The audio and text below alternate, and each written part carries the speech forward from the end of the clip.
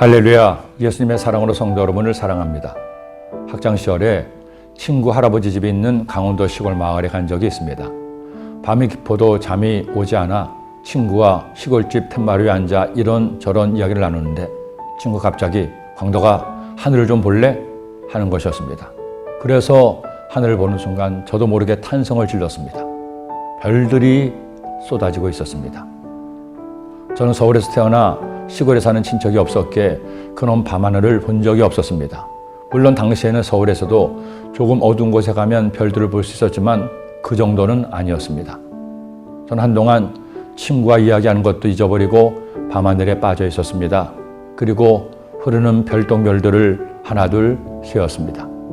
그때 이후 저는 밤이 되면 하늘을 올려다보는 습관이 생겼습니다.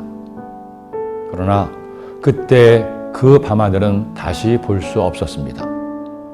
가끔은 그때 추억을 떠올리고 싶어 여행도 가보지만 아직 그때 감격을 되살릴 만한 밤하늘을 보지 못했습니다.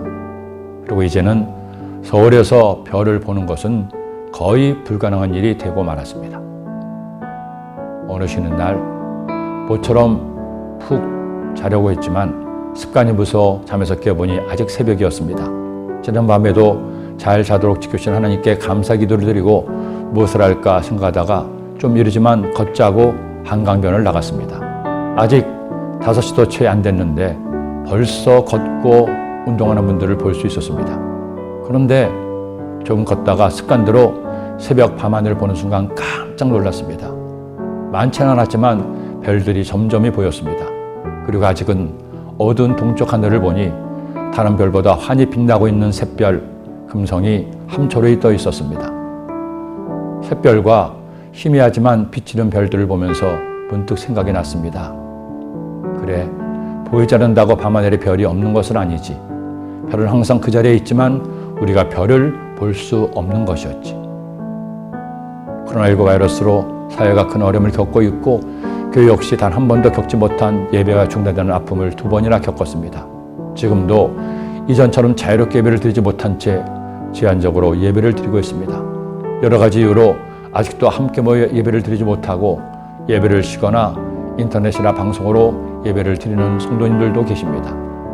벌써 10개월째 그렇게 뵙지 못한 성도님들을 생각하면 가슴이 미어지고 제 영혼이 상하는 아픔을 느낍니다.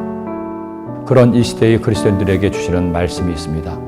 또 약속하신 이는 믿으시니 우리가 믿는 도리의 소망을 움직이지 말며 굳게 잡고 서로 돌아보아 사랑과 선행을 격려하며 모이기를 피하는 어떤 사람들의 습관과 같이 하지 말고 오직 권하여 그날의 가까움을 볼수록 더욱 그리하자. 성도 여러분, 이제 다시 모여야 합니다.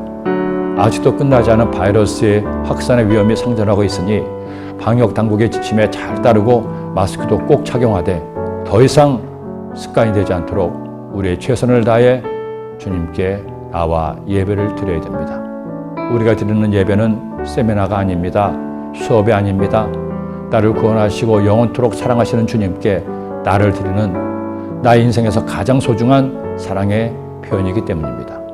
저는 올해가 가기 전에 모든 성도님이 다시 예배를 회복하시기를 기도합니다. 밤하늘에 쏟아지는 별들처럼 이 땅의 모든 성도님이 다시 주님께 나와 별처럼 빛나기를 간절히 소원합니다. 오늘 복된 주일 서두르세요. 이제 여러분이 별처럼 주님께 나와 빛날 때입니다. 기도드립니다. 사랑의 예수님, 감사합니다.